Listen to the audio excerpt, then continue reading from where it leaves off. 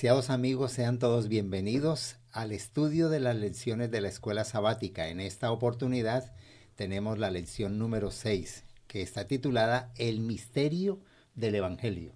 Es un término que quisiera que lo cambiáramos por el impacto del Evangelio, la buena noticia del Evangelio. Y para empezar, vamos a pedir la bendición de Dios. Bueno, invoquemos juntos. Padre que estás en el cielo, Dios poderoso, Rey del universo, pedimos tu presencia, que sea tu Espíritu Santo, que nos acompañe y acompañe a cada persona que nos ve por algún medio de estos especiales que nos oye y que puedas tú estar con él en este instante. En el nombre de Jesús. Amén. Amén. San Pablo, en esta semana, que es el estudio, la lección número 6, repito, titulada El misterio de el Evangelio, el misterio del Evangelio, el misterio de la salvación. San Pablo lo que enfatiza es eso, que es la buena noticia del Evangelio. Es tan impactante que antes no había sido estudiada, por eso es un misterio. Sí, a veces somos incapaces hasta de entender, ¿no? Con qué facilidad el Señor nos muestra el camino de la salvación y de la vida eterna, ¿no? Y eso para nosotros a veces es incomprensible, ¿no? Yo cuando leía el título El misterio del Evangelio, claro, es que para nosotros a veces es incomprensible, ¿no? Y el ser humano ni se lo cree. Así Dice, es. ¿cómo puede ser tan grande esto que nos están ofreciendo, ¿no? Con tan poco, porque nosotros no aportamos prácticamente nada, ¿no? En realidad era conocida y era el plan de Dios, pero los seres humanos, y en los tiempos de Pablo, e inclusive hoy en día, se puede convertir en un misterio porque no ha sido digerida esas verdades. Y el texto bíblico nos centra o nos enfoca en lo que vamos a estudiar. Pues el texto de esta semana dice: a aquel que es poderoso para hacer infinitamente más que todo cuanto pedimos o entendemos, por el poder que actúa en nosotros, a él sea la gloria en la Iglesia y en Cristo Jesús, en todas las generaciones y por los siglos de los siglos. Amén. Amén. En Efesios 3, Amén. 20 y 21. ¿Por qué, Carlos, es un misterio el Evangelio? Toda vez que para y repito, un misterio es una verdad que no ha sido aceptada, digerida, no ha sido interiorizada. O revelada. Sí, o revelada, eso es un misterio, sí. Entonces, para Pablo, el Evangelio en realidad se convierte en un misterio. Efectivamente, y me gusta que Gustavo, tú citas textos muy claves. Me gusta mucho apoyarme en la Biblia porque no suelo entender si no tengo ese escrito está. Claro. Y ahora recordaba que hay misterios que no han sido revelados. Por ejemplo, el misterio de la iniquidad, el origen del mal, no lo tenemos revelado. Pero este misterio está revelado y Pablo lo menciona. Yo quiero leerlo en Efesios capítulo 3, desde el verso 1. Perdón, antes ¿sí? de que lo leas, el misterio aquí es que no había sido revelado y que San Pablo lo enfatiza a los efesios, es el hecho de que todos somos hermanos. Y lo muestra de esta forma. Mira, escuchemos acá.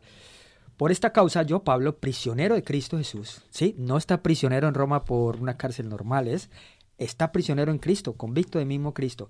Y además dice, por vosotros los gentiles, porque la causa de su liderazgo fue ese evangelio a los gentiles. Ahora dice el 2, si es que habéis oído de la administración de la gracia de Dios que me fue dada para con vosotros, que por revelación, o sea que es un misterio revelado. Revelado, correcto. Que por revelación fue declarado el misterio como antes lo fue escrito brevemente, leyendo lo cual podéis entender, o sea que ya se entiende, cuál sea mi comportamiento en el misterio de Cristo. Luego dice, misterio que en otras generaciones no se dio a conocer a los hijos de los hombres, como ahora es revelado a sus santos apóstoles y profetas por el Espíritu de Dios. Es decir, que judíos y gentiles están en igualdad de condiciones. Y no lo sabían porque no había sido revelado como lo fue revelado a Pablo, el apóstol a los gentiles. Pero fíjate que de la manera como fue revelado a Pablo, sí. Pero Dios sí le había dicho al pueblo judío que ellos eran la luz del mundo.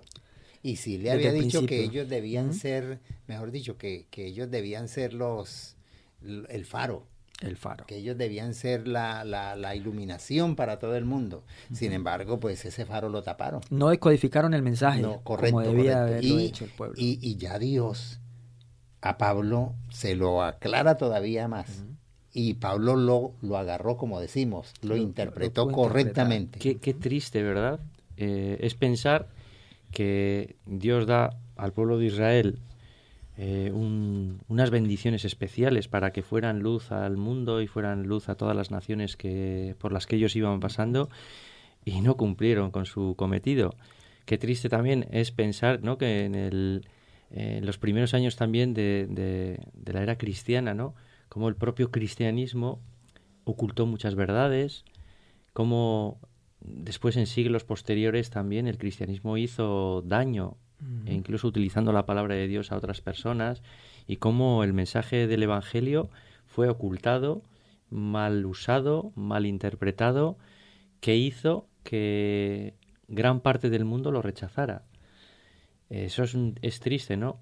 Y ahora yo querría hacer incidencia, ¿no?, en nuestra situación actual. Qué triste sería que nosotros, con todo el bagaje que tenemos de información, de conocimiento, no fuéramos capaces de revelar este misterio a otras personas, ¿no?, de revelar estas buenas nuevas del Evangelio, ¿no?, que son un misterio si las queremos hacer un misterio, ¿no?, porque es verdad que nosotros tenemos la obligación y la responsabilidad de dar a conocer estas buenas nuevas. Son noticias buenas, son noticias que dan esperanza, son noticias que te hacen enfocar la vida de una manera diferente, incluso en los problemas más graves.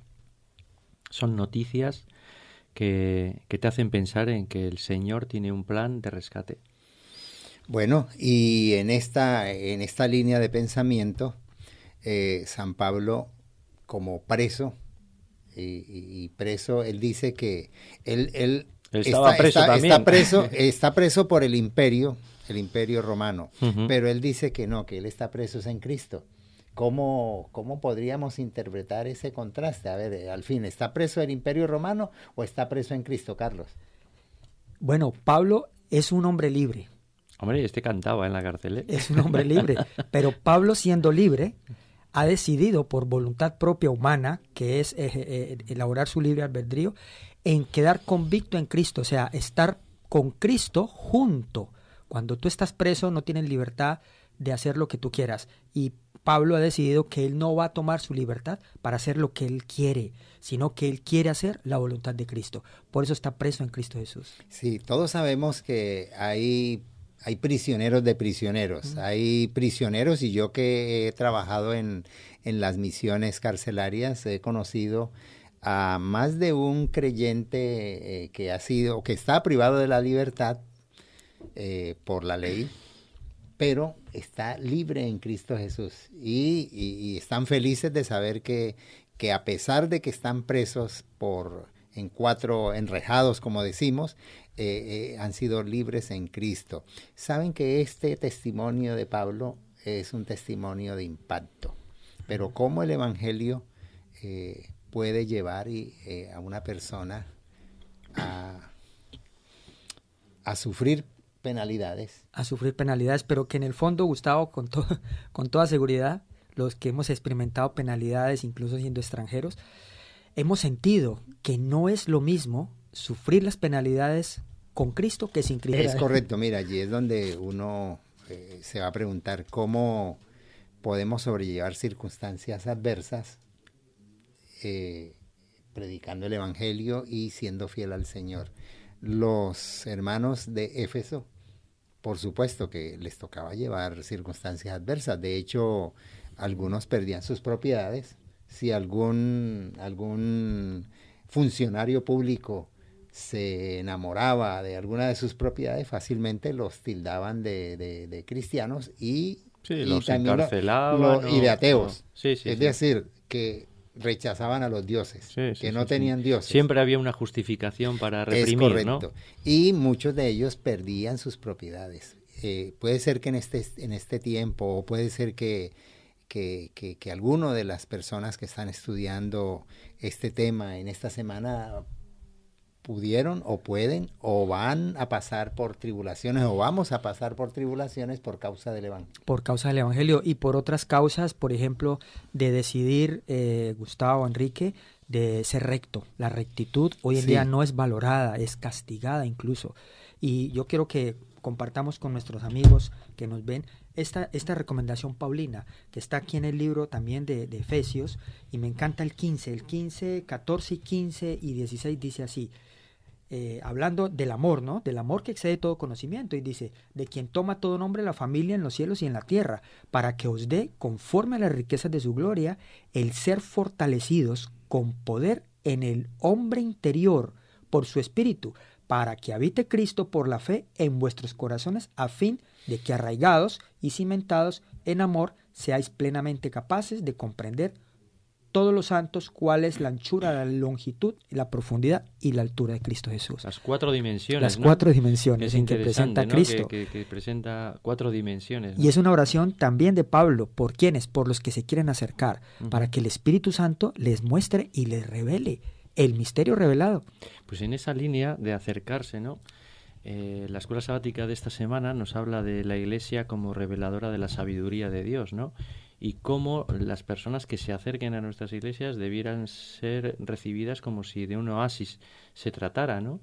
Y bueno, pues cómo la Iglesia tiene que ser una iglesia de puertas abiertas a corazones que están necesitados de cambiar, corazones que tienen que ser rescatados de situaciones complejas, y que la Iglesia las tiene que recibir con los brazos abiertos, ¿no? Y ahí también pues está el equilibrio de saber que no todo tampoco puede entrar en la Iglesia, porque también puede entrar en la Iglesia pensamientos y situaciones que son contrarias a la palabra de Dios, ¿no? Pero en principio la Iglesia tiene que ser, pues como solemos decir, ¿no? Un hospital donde viene gente con problemas, con enfermedades, que desean ser curados, que se han dado cuenta de que no están sanos, y que tenemos que ser eso. No podemos ser una iglesia de puertas cerradas, no podemos ser una iglesia de poner barreras, de decir tú aquí no puedes entrar.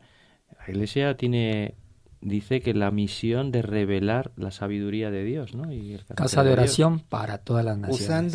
Usando la ilustración o la comparación de la iglesia como hospital, la iglesia, regularmente decimos es que la iglesia es un hospital donde cada miembro tiene X o Y enfermedad espiritual.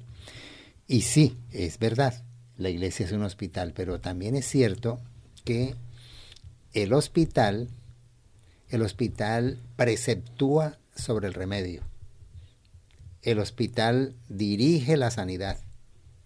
El hospital da la fórmula. Sí, tiene una responsabilidad, obviamente. Correcto, y tiene la responsabilidad. Entonces la iglesia hace eso. Por eso la iglesia es la depositaria de esas revelaciones. No podemos en forma privada, individual, indalgarnos pues como la autoridad o la facultad de ser los únicos que recibimos la luz.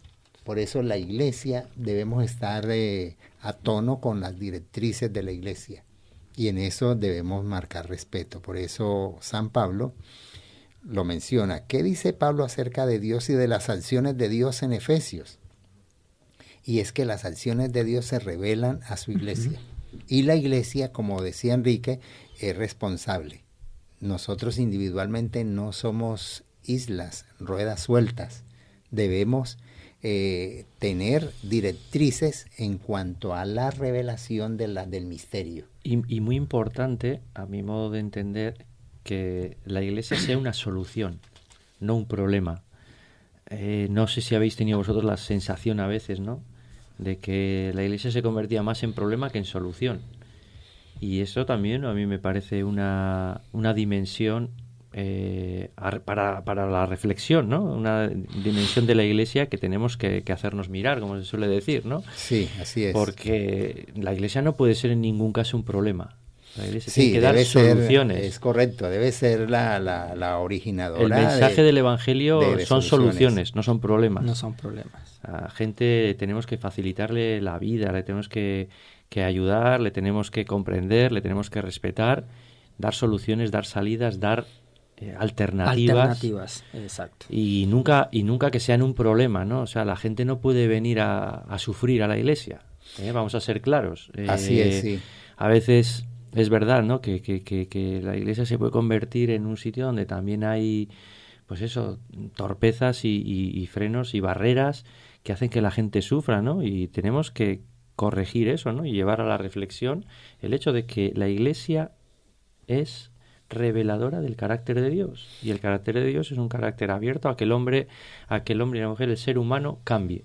Por eso el ideal o el lugar ideal donde el plan de Dios, el plan de salvación, lo que se llama en la lección de esta semana como título, el misterio de la salvación, se revele y se exteriorice, se concretice, es la iglesia. Es la iglesia. Por eso no debe haber segregación, no debe haber barreras, no debe haber ni mucho menos diferencias de rangos, ni castas, porque todos somos hermanos. Por eso, qué bendiciones de Dios son especialmente valiosas para ti por el hecho de formar parte de una congregación total. La congregación debe ser una bendición para el creyente en forma individual. Así que cuando la iglesia se convierte en eso, el miembro de iglesia o la persona que está llegando como visitante o como miembro crece, se aferra más a Cristo y se aglutina más que llegue a un oasis, ¿verdad? A la cohesión de haber sido transformados. Sí, sí. Y debe convertirse en eso, lo que tú dices, un oasis. Sin duda. Aquí en la lección de esta semana también nos habla de esa sensación de plenitud, ¿no? que da el Evangelio. Claro, sí. Y bueno, pues en ese sentido también tenemos que colaborar a que las personas disfruten de esa plenitud que podemos encontrar, y esta paz que podemos encontrar, y que nuestra iglesia sea ese lugar de paz, de tranquilidad, en el que la gente, pues que viene cansada de la semana, y nosotros nos reunimos todas las semanas, todos los sábados, y eso es un verdadero oasis en la semana, ¿no? Creo que eso, trabajarlo con sabiduría y trabajarlo con cariño, con respeto, como siempre digo, y con cercanía a las personas, creo que es una labor muy importante y que llenará nuestras iglesias de gente necesitada de esa paz. Carlos, valdría la pena preguntarnos a todos una pregunta en el aire. La congregación donde asistes, la iglesia donde asistes, realiza almuerzos de confraternidad. ¿Con qué frecuencia? Realiza salidas de confraternidad, realiza salidas de impacto a la comunidad, realiza salidas de beneficio a la comunidad. Se preocupa la iglesia, sus líderes, de una manera organizada, intencionada, de atender las necesidades de sus miembros más vulnerables. Preguntas como para que nosotros para reflexión. mismos... Correcto, para reflexión. Y estoy seguro que cuando usted y yo se pregunte esto y se va a contestar. Pero sí es importante que podamos entre todos tomar decisiones. Y el primer paso, como lo decía Enrique, yo creo que como resumen es nosotros realmente disfrutamos en la iglesia. Hay gozo en nosotros en estar dentro de este conglomerado humano que comparte una misma fe. Si somos felices, vamos a contagiar a otros. Sí, y si la iglesia está caminando en esa ruta, ten la seguridad que estará impactando. Dios nos bendiga.